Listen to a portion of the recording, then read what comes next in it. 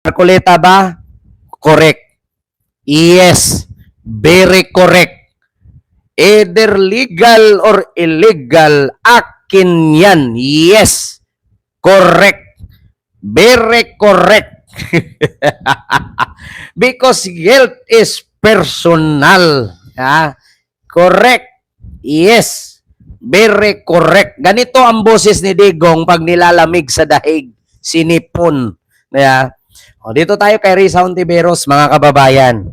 Ito na. Sabi ni Marcoleta, kung ituloy daw ang impeachment, wag na lang daw kasi baka mapapahiya. So ito naman ang ating pag-uusapan kay Risa Hontiveros. Anong sabi ni Risa Hontiveros, mga kababayan, dito sa Impact Leadership? Ito na. According dito, mga kababayan, sa Impact Leadership post, no, kay Risa Hontiveros. Ito po sa Impact Leadership po yan, ha. Ito po yung page nila. Impact Leadership. So dito nakalagay, sabi ni Senator Risa Hontiveros na napakahalagang mandato po ng saligang batas ito, klaro at walang kalabuan. Once we receive the articles of impeachment trial by the Senate shall forthwith proceed. Hahatulan tayo ng sambayanan kung hindi natin ginagampanan ang tungkulin na ito sa sambayanan. Diba? Talaga po, mga kababayan, tama po. Kapag hindi po talaga matuloy, hello po, Margot Spilinia, Miguel shout out. Kapag hindi po talaga matuloy-tuloy itong impeachment ni Sara Duterte, ay marami pong senador na mga matitino ang madadamay na mahusgahan ng tao. Masasabihang weak, masasabihang walang prinsipyo, masasabihang pera-pera lang, masasabihang bayaran kayo, masasabihang naabutan ba kayo. Kasi kung naalala niyo sa DepEd, ginawa na ni Sara yan.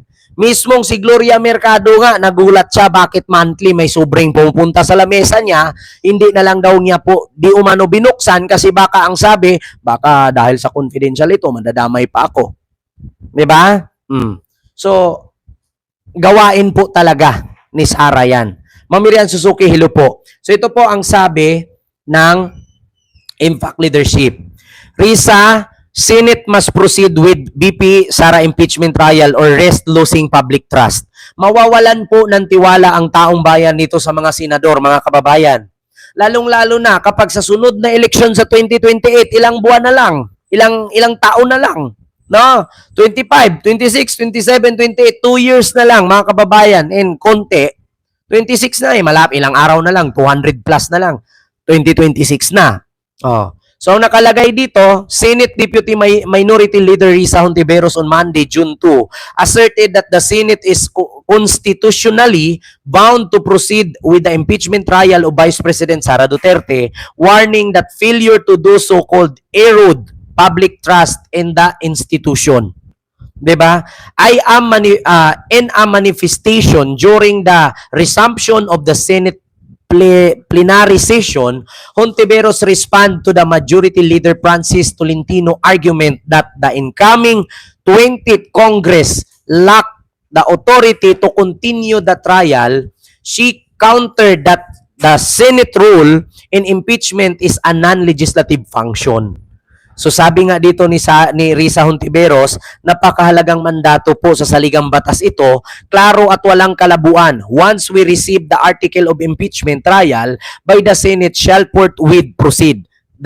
Emphasize, hahatulan tayo ng sambayanan kung hindi natin ginagampanan ang ating tungkulin na ito sa sambayanan. Sabi ni Risa. Kasi ito po kasi ang sabi, mga kababayan ni tawag dito, Francis Tolentino, no? Ito po kasi yung sabi niya, mga kababayan. Bakit? Ito ang sabi ni Francis Tolentino doon sa Senado. Ito, under the 1987 Constitution, ito si Francis Tolentino, the Senate of each Congress act separately and independently of the Senate of the Congress before it. Allowing to the 20 Congress to take over this trial would be ultra biased or beyond our constitutional power. Jurisdiction over impeachment is exclusive to the Congress that received the complaint. So, sabi niya, if we cannot conclude the trial before June 30, 2025, we must recognize this impeachment case is functionally dismissed by the constitutional operation. Mr. President, kahit anong pilit, hindi na maitatawid lalo na kung lalabag sa saligang batas. So mismong si Tolentino nagsabi na kapag hindi maumpi-umpisahan itong impeachment ni Sara hanggang June 30, 2025, ay maaaring i-recognize this impeachment case is functionally dismissed. So, ngayon mga kababayan, sabi ko nga sa inyo, mga kababayan, simula na itong si Tolentino ay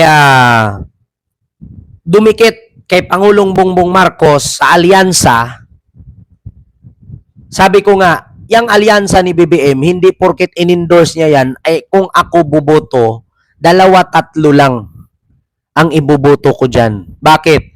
Halos lahat ng dumikit kay BBM, dating kay Digong yan. Totoo yan. Si Tolentino, sino bang nag-appoint kay Tolentino? Di ba si Digong? Di ba?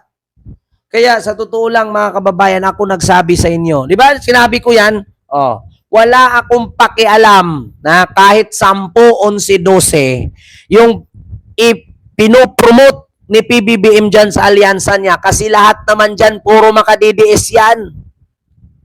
Kung ang aking iboto dyan si Abalos lang, kahit nga si Abalos noon inappoint din yan ni Digong. Tinawagan pa yan ni Digong, Abalos, pati ba naman ikaw? Pero pinakita ni Abalos kung ano yung tama at ano yung mali sa batas. So, sayang nga si Abalos hindi pumasok Di ba? Oh. Sunod, sino pa? Cayetano, Bilyar, Binay. Gilan nyo nga ako. Alam nyo, maskin nga si Tulfo, buti na lang ang Tulfo nagpahayag sila ng nagpahayag sila na ayaw talaga na nila sa mga Duterte. Alam nyo sa mga nagtatanong, bakit nga ba ang mga Tulfo ayaw nang pumabor sa mga Duterte? Simple lang. Una, alam nyo ba ang mga Tulfo may paninindigan yan? Ayaw nila na nasisilipan sila. Bakit?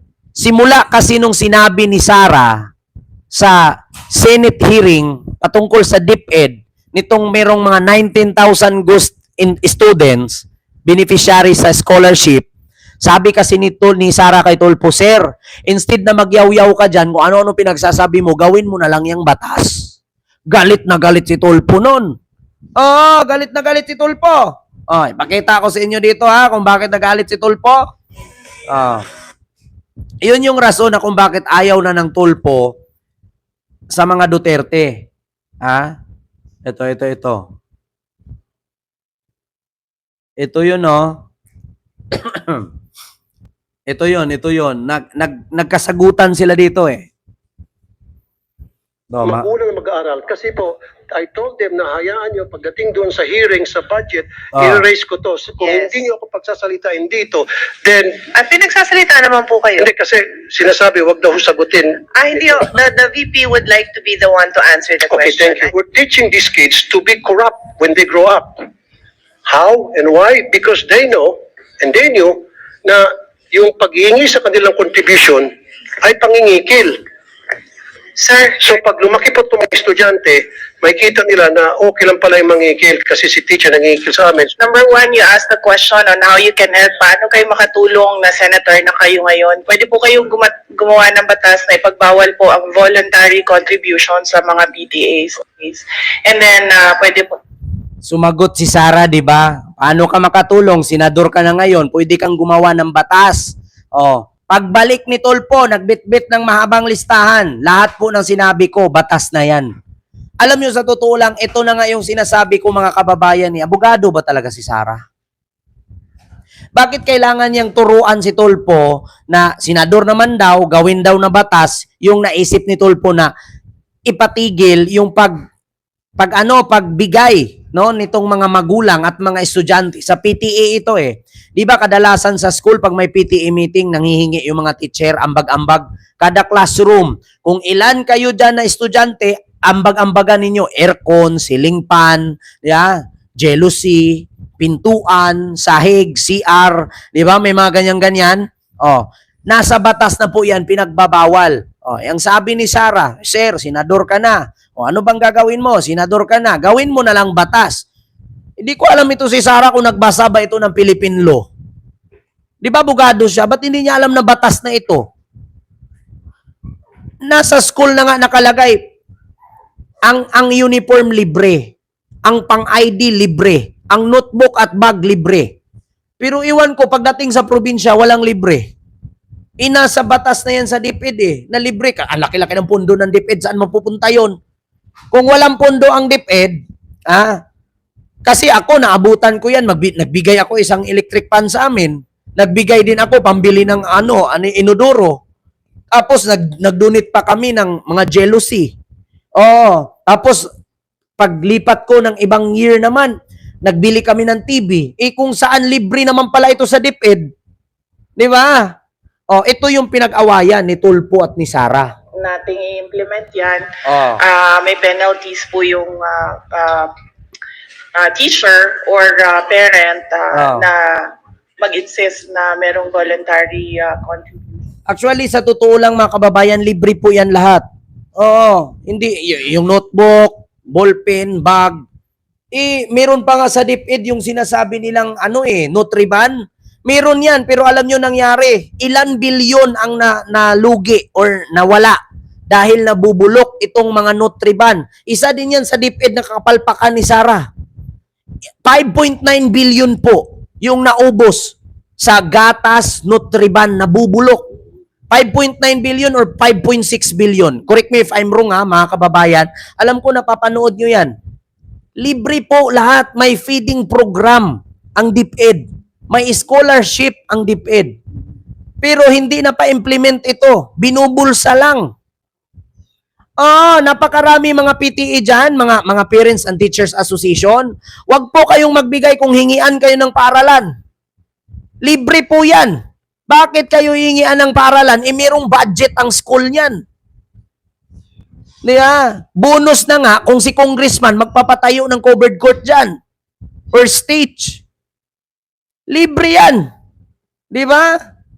Kaya isa yun sa rason na nagalit si Tulfo kay Sara. Yun yung kadahilanan na yung mga prinumot ni BBM dyan sa alyansa niya, lahat puro plastic. Yung iba, 3, 2 lang hindi makasara dyan.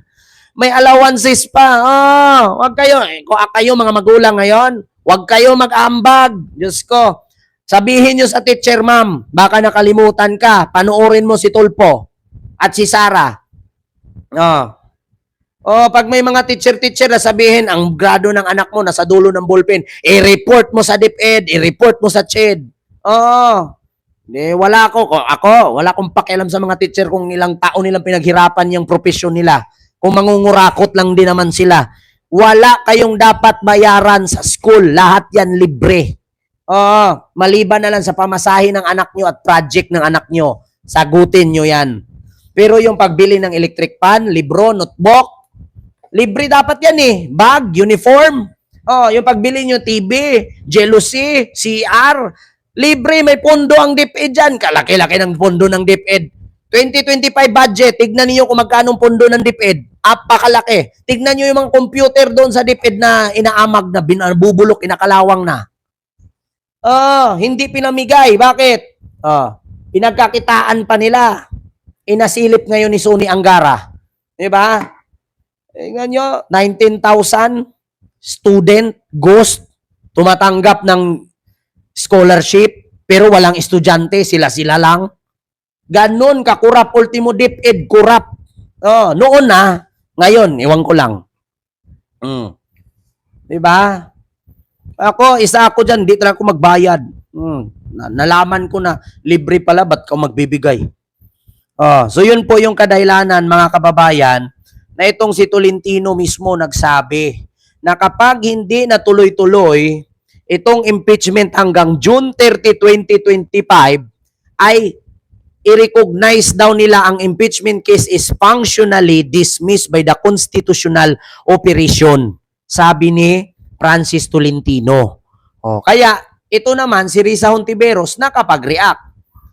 Sabi ni Risa Hontiveros, kung ganun-ganun lang din naman, pag hindi matuloy itong impeachment na to, hahatulan tayo ng sambayanan kung hindi natin gampanan ang tungkulin na ito sa bayan. 'Di ba?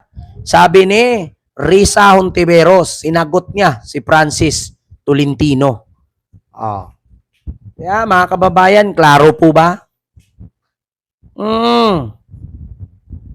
Sama mo pa raffle ticket, Kent. Bakit may parapol-raffle pa yan, ma'am? Wala namang ganyan. Depende na siguro sa Foundation Day. Alam nyo kung may raffle ticket, sa Foundation Day yan eh. Wag kayong magpaniwala dyan. Alam nyo, ito mga kababayan. Ako, actually, hindi naman ako nag-aral. Dati kasi, napagtanto-tanto ko yan.